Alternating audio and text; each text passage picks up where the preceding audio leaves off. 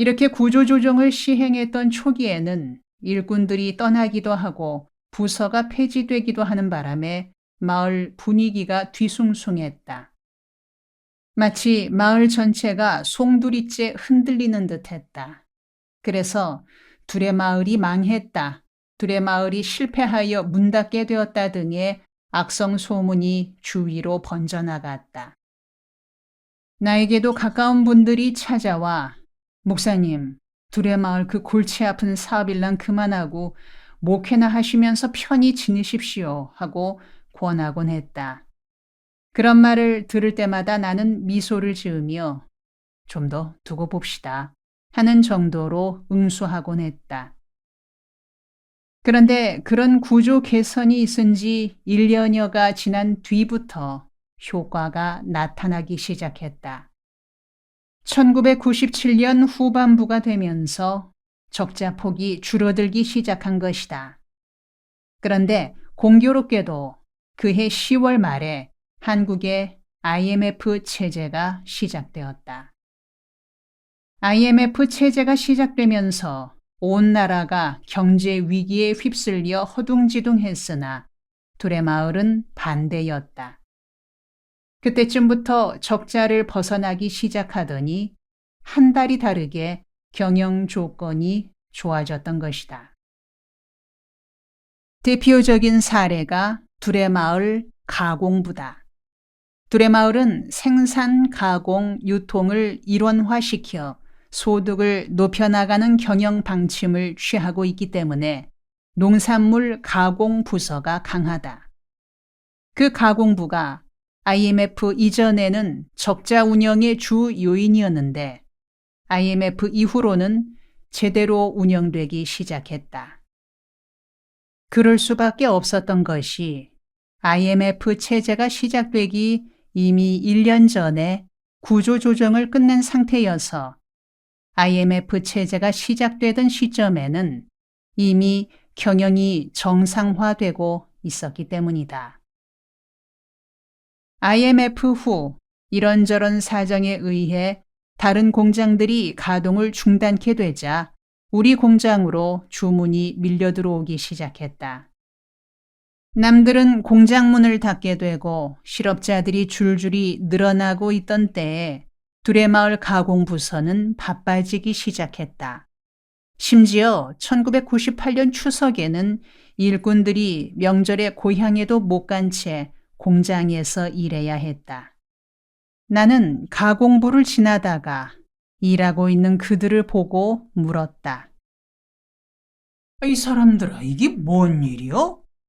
추석 명절에 다들 고향으로 가고 있는데 여기는 웬일로 기계를 돌리고 있는 겐가? 아이고, 목사님 신납니다. 명절이고 뭐고 주문이 밀려서 쉴 시간이 없습니다. 아니, 주문이 들어오는 건 좋은데 놀 땐 놀아야지 일만 하고 있어서야 되겠는가?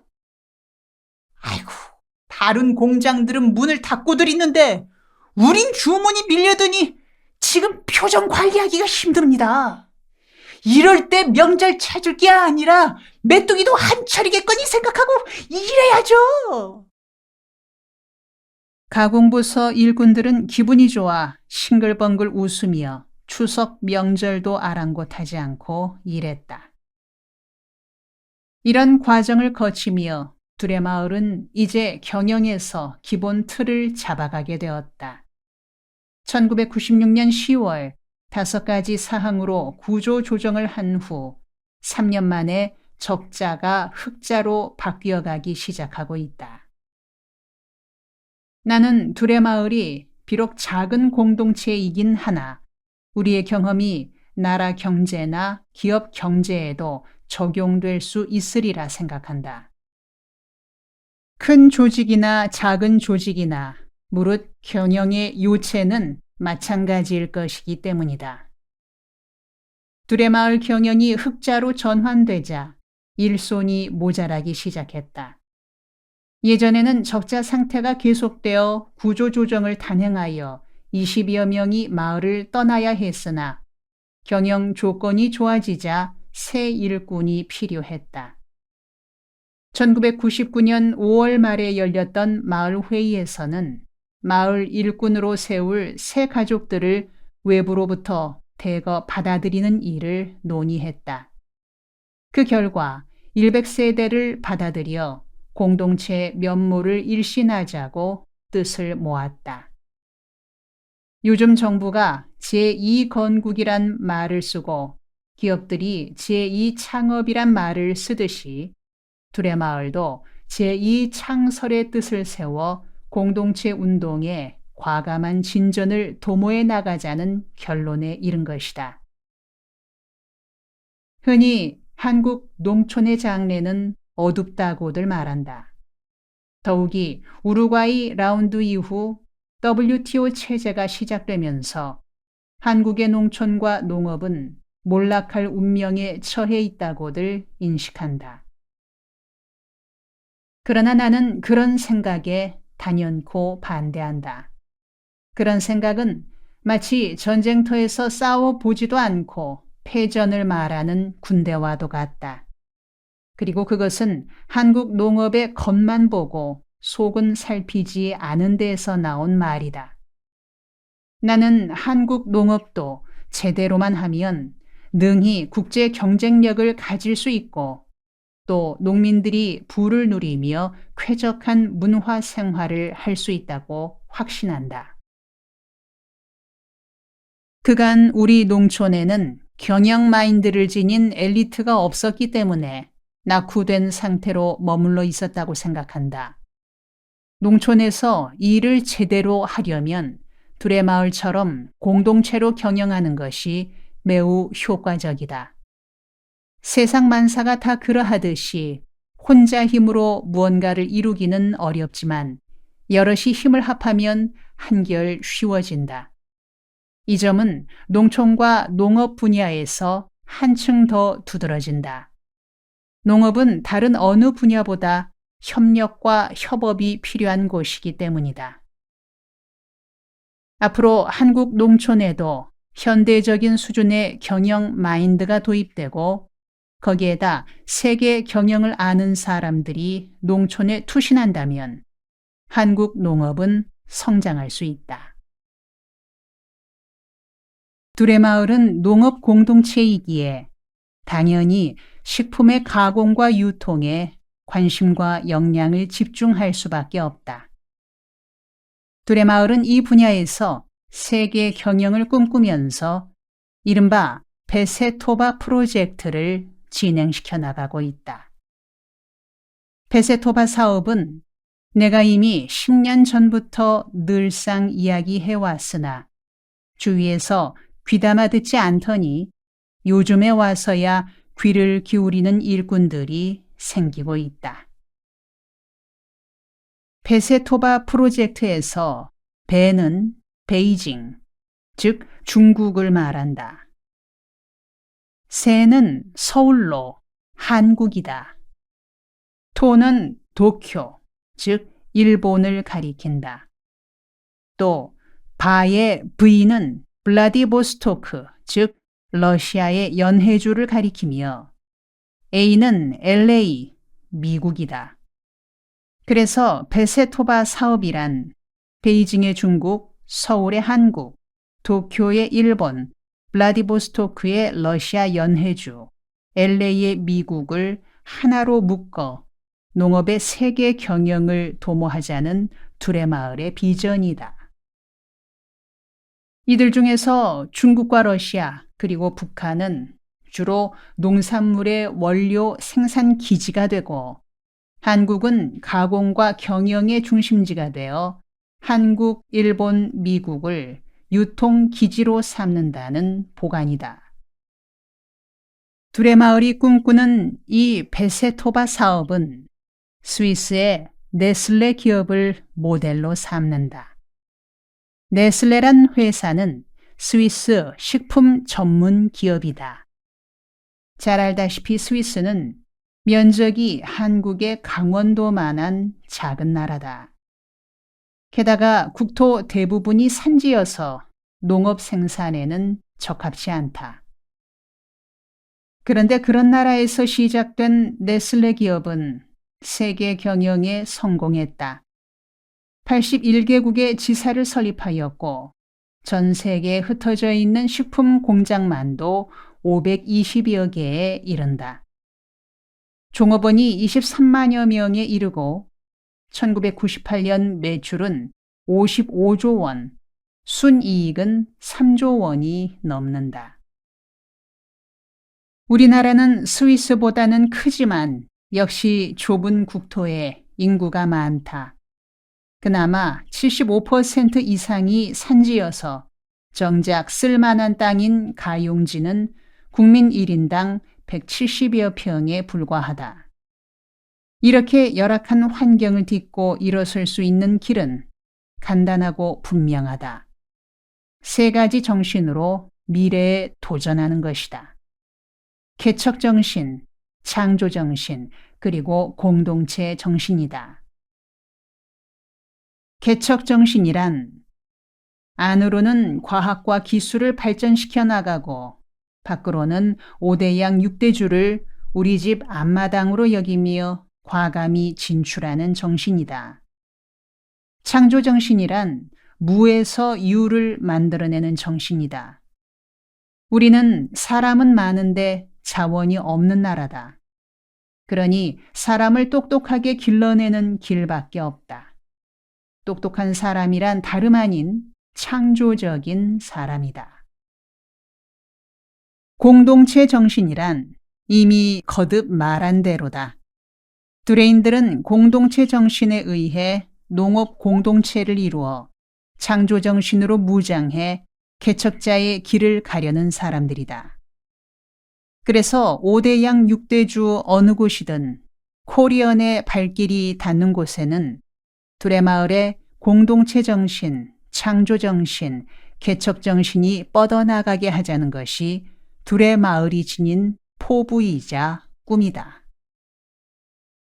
결국 베세토바 사업은 두레마을의 개척 정신, 창조 정신, 공동체 정신을 경영적인 측면에서 펼쳐나가는 구체적인 운동이다. 이 사업은 지금은 상당한 수준에까지 도달해 진행되고 있다. 러시아 연해주의 경우 300만 평에 이르는 농지를 확보하여 러시아에 사는 동포인 고려인들과 서울에서 파견된 두레 일꾼들이 함께 일할 예정이다. 중국의 경우 두만강에서 100km 떨어진 곳에 150만 평의 농지를 확보해 여러 농사를 짓고 있다. 이곳은 조선족 40여 세대와 두레 일꾼 10가정이 함께 개척해 가고 있다. 중국 두레마을은 다른 무엇보다 북한 동포들의 식량난을 돕자는 의도를 갖고 있다.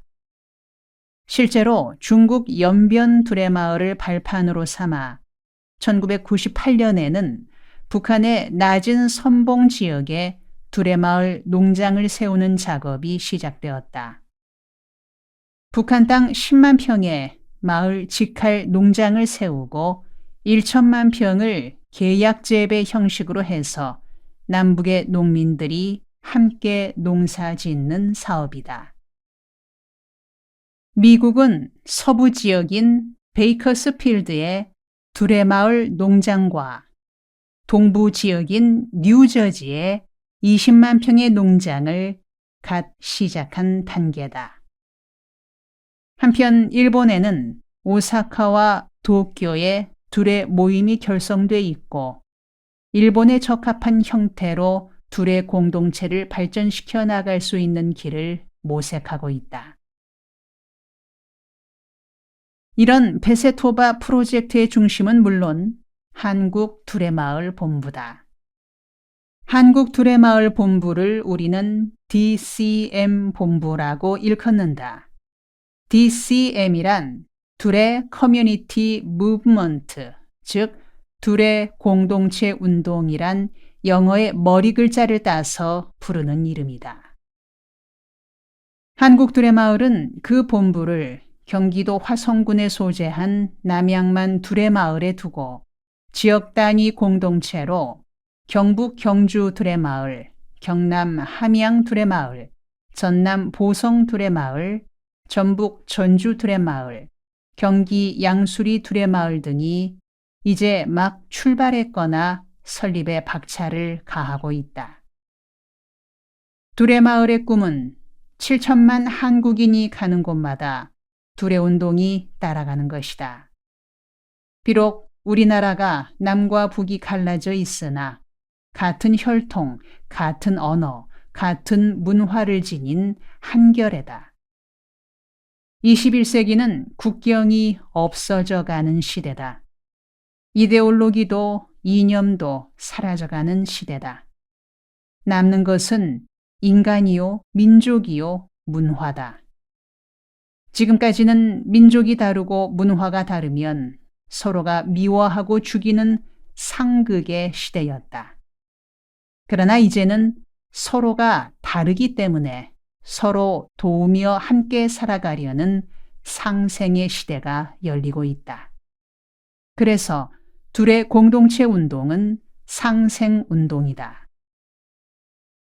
상생운동의 중심은 경제 경영 운동이 아니라 문화 가치관의 운동이다. 그런 뜻에서 둘의 공동체 운동의 중심도 경제 공동체 운동이 아니라 문화 운동, 정신 운동이 되어야 한다. 그러므로 베세토바 사업이 성공한다 해서 둘의 공동체 운동이 성공하는 것은 아니다. 베세토바 사업은 DCM 운동 가운데 한 부분인 경제 운동을 대표할 따름이다. DCM 운동의 목표는 더 깊은 데 있다. 우리는 DCM을 4단계 운동으로 설명한다. 복음운동, 공동체운동, 교회 갱신운동, 사회개혁운동이 그것이다. 복음운동은 기독교 신앙운동의 핵심을 일컬으며 복음이란 예수 그리스도를 믿을 때 사람이 얻는 구원의 사건이다. 그래서 복음운동이란 한 사람 한 사람이 예수 그리스도를 믿고 그 믿음 안에서 생명을 얻어 누리는 삶을 사람들 속에서 총체적으로 일으켜 나가는 운동이다. 둘의 공동체 운동은 그 근본 시작에서 마지막까지 복음 운동이다. 그래서 울타리를 넓게 잡고 경제운동, 민족운동, 복지운동을 포함하고 있지만 그 중심은 복음 운동이다. 예수 그리스도를 주인으로 모시고 그의 삶을 따르며 살아가는 복음인들이 모여 공동체를 이뤄나간다.